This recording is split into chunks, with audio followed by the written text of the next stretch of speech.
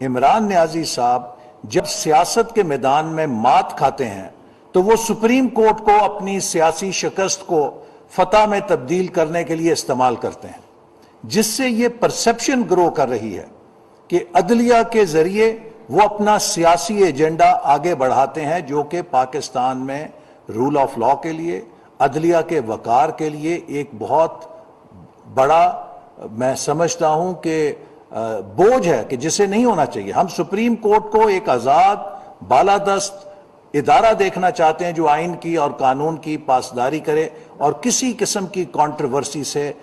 مبرہ ہو۔ تو آج ہمارا مطالبہ صرف اتنا تھا کہ اگر سپریم کورٹ کا فل بینچ اس مقدمے کی سماعت کرے گا تو کسی قسم کے تعصب کی، کسی قسم کی متنازع اس فیصلے کی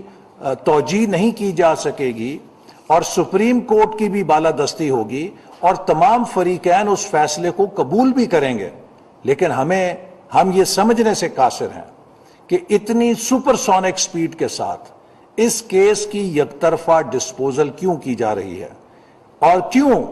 3 جج حضرات مصر ہیں کہ ہم ہی اس کی سماعت کریں گے، جبکہ جیسے ابھی شاہد خاقان صاحب نے کہا کہ